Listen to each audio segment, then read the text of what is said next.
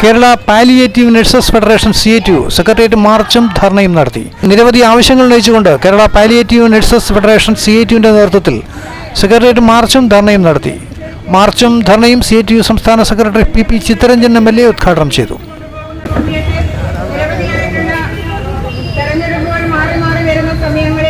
March മാസമാകുമ്പോൾ നമ്മുടെ കരാറ് കൊടുക്കുന്ന സമയങ്ങളിൽ നമ്മുടെ നേഴ്സുമാർക്ക് ഇന്ന് കാണുന്ന ഈ പുഞ്ചിരികളൊന്നും നമ്മുടെ മുഖത്തില്ലാതിരിക്കുന്ന സമയത്ത് സംഘടന ഇടപെട്ടുകൊണ്ട് ആ മാർച്ച് മാസം നമ്മുടെ കരാറ് പുതുക്കുന്ന സമയത്ത് നിരവധിയായ നേഴ്സുമാരെ നമ്മുടെ സർക്കാരും ഒപ്പം ചേർന്ന് നിന്നുകൊണ്ട് നമ്മളെ സംരക്ഷിച്ചുകൊണ്ട് സമൂഹത്തിലെ വളരെ അവശതയും പരാധീനതയും അനുഭവിക്കുന്ന ജനങ്ങളെ ചേർത്ത് പിടിച്ചു ഗവൺമെന്റിലേക്ക് ഇപ്പോൾ കോളുകൾ വന്നുകൊണ്ടിരിക്കുകയാണ്.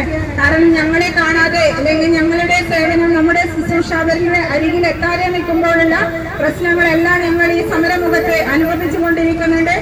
നമ്മുടെ LDF സർക്കാർ ഇന്ന് നമ്മുടെ സമൂഹത്തിലുള്ള മുഴുവൻ ജനങ്ങളെയും സംരക്ഷിക്കുന്നതിന് വേണ്ടി മുന്നോട്ട് വന്നിരിക്കുകയാണ്.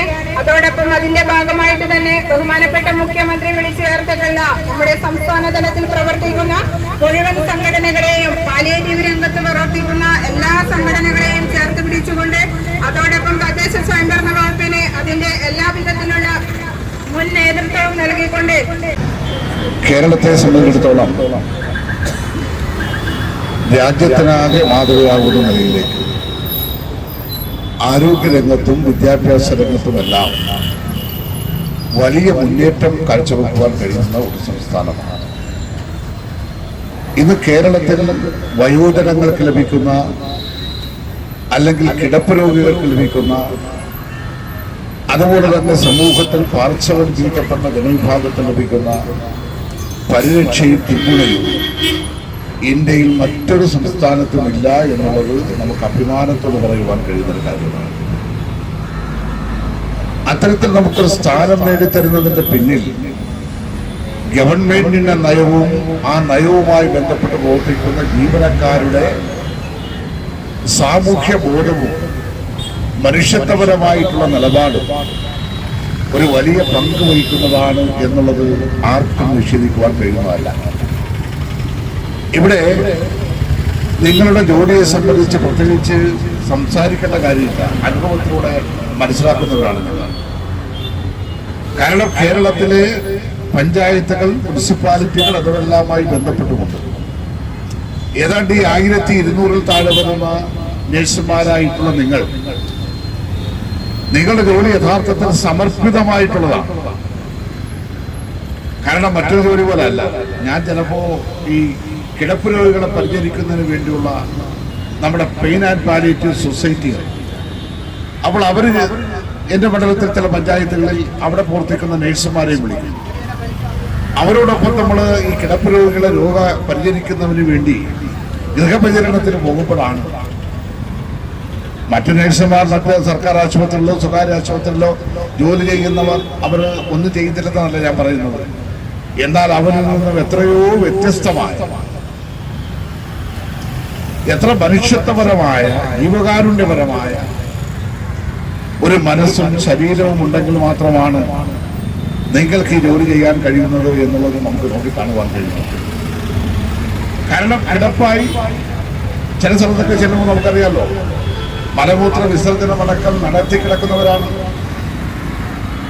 ചിലരൊന്ന് താങ്ങി ഒന്ന് ഇരുത്തിയാൽ മതി, അല്ലെങ്കിൽ ഒന്ന് പിടിച്ചെഴുന്നേൽപ്പിച്ചാൽ മതി.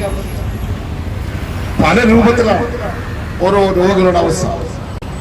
ആ രോഗികളെയൊക്കെ പരിചരിക്കുന്ന കാര്യത്തിൽ നിങ്ങൾ ഓരോരുത്തരും നടത്തിക്കൊണ്ടിരിക്കുന്ന ഈ പ്രവൃത്തി യഥാർത്ഥത്തിൽ ദൈവവിശ്വാസികൾ പറഞ്ഞാൽ ദൈവമായി പ്രവർത്തിക്കുന്നത്, അല്ലെങ്കിൽ മാലാഖമാർ എന്ന് പറയുന്നത്, ആ മാലാഖയുടെ അർത്ഥം അത് പാലിയേറ്റീവ് മേഖലയുമായി ബന്ധപ്പെട്ട നഴ്സുമാർക്കാണ്. ഞാൻ ഇക്കാര്യം പറയാൻ തയ്യാറായിട്ടുള്ളത്. ഇവിടെ നമ്മുടെ ഫെഡറേഷൻ രൂപീകരിച്ചതിന് ശേഷം 2008 നമ്മുടെ ഫെഡറേഷൻ രൂപീകരിച്ചത്. പാലിയേറ്റീവ് നഴ്സ് ഫെഡറേഷൻ രൂപീകരിക്കുന്ന കാലത്ത് പാലിയേറ്റീവ് നഴ്സുമാരുടെ ശമ്പളവും അവസ്ഥയും ഞാൻ ആരോടും പറയേണ്ട കാര്യമില്ല. എന്നാൽ ഇന്ന് നമ്മൾ നടത്തിയ, നമ്മുടെ CITU പ്രസ്ഥാനത്തിന് കീഴിൽ നടത്തിയ നിരന്തരമായ പ്രവർത്തനത്തിന്റെ ഫലമായി ഇന്നൊരു മര്യാദക്കുള്ള ശമ്പളത്തിലേക്ക് നമുക്ക് എത്താൻ കഴിഞ്ഞു. നമ്മുടെ ജോലിയുടെ മൂല്യം വെച്ചാൽ ഇത് പോരാണ്, അതിനകത്ത് തർക്കമില്ല. പക്ഷെ എവിടെ നിന്നാണ് നമ്മൾ ഇവിടം വരെ എത്തിയത്? ആ എത്തിയത് കൊണ്ട് നമുക്ക് കാര്യമാകുന്നില്ല. ഇനിയും പലതും നമുക്ക് നേടിയെടുക്കുവാനുണ്ട്. ആ കാര്യത്തിൽ ഗവൺമെന്റിന്റെ കണ്ണു തുറപ്പിക്കണം. ഗവൺമെന്റ് എന്ന് പറഞ്ഞാൽ ഇപ്പൊ ചിലത് ഞാൻ നിങ്ങളുടെ സമരത്തിന് വരുമ്പോൾ നിങ്ങളെന്തിനാണ് സമരത്തിന് പോണത്? നിങ്ങളൊക്കെ ഉത്തരവിട്ടാൽ പോലെ. ഭരണകക്ഷിയിലെ ഒരു MLA പോയി സെക്രട്ടേറിയറ്റിന് മുമ്പിലുള്ള സമരമെന്തിനാണ് ഉദ്ഘാടനം ചെയ്യുന്നത് എന്ന് ആരെങ്കിലും ചോദിച്ചാൽ അവരെ കുറ്റം പറഞ്ഞിട്ട് കാര്യമില്ലല്ലേ. പക്ഷെ അവരോടെല്ലാം പറയാറുള്ളത് എന്താ? 1957 ആദ്യത്തെ കമ്മ്യൂണിസ്റ്റ് ഗവൺമെന്റ് നേതൃത്വം കൊടുത്ത മുഖ്യമന്ത്രിയാണ് ആരാ? സഖാവ് EMS. EMSന്റെ കാലത്ത് കയർ തൊഴിലാളി സമരം ചെയ്തതിനെ സംബന്ധിച്ച് ആ സമരം ഈ സെക്രട്ടേറിയറ്റ് നടത്തുന്നതിനെ കുറിച്ച് ആലോചിച്ച് സമരത്തിന് വന്നപ്പോ നമ്മുടെ മരിച്ചുപോയ നമ്മുടെ പരേതനായ CITUവിന്റെ പ്രസിഡന്റായിരുന്ന സഖാവ് ആനത്തലവട്ടമാനന്ദൻ ഞങ്ങളോടെല്ലാം പറഞ്ഞൊരു കാര്യവുമായി. അന്ന് അദ്ദേഹം വലിയ ഒരു ബാലനാണ്, കൊച്ചുകുട്ടിയാണ്. അദ്ദേഹം കയർ യൂണിയനിലെ തൊഴിലാളികളുടെ നേതാവായി വരിക, കൊച്ചുപോയി ചെറിയക്കിഴി താലൂക്ക്. അന്ന് സമരത്തിന് വേണ്ടി ഇവിടെ കുറച്ച് ആളെയും കൂട്ടി ആറ്റക്കിഴത്തിലൂടെ വന്നപ്പോ, ചെറിയക്കിഴത്തിലൂടെ വന്നപ്പോ ഇവിടെ നിന്നുള്ള നമ്മുടെ പാർട്ടിയുടെ നേതാക്കന്മാർക്ക് സംശയം, നമ്മുടെ സർക്കാർ വന്നപ്പോൾ നമ്മുടെ ആൾ സമരത്തിന് വരും. അതൊരു ചർച്ചാ വിഷയമായി ഉയർന്നു വന്ന പട്ടത്തിൽ അന്നത്തെ മുഖ്യമന്ത്രി പറഞ്ഞു, എന്താ പറഞ്ഞത്? ഭരണവും സമരവും അത് രണ്ടും തന്നെയാണ്. ഭരണത്തിന്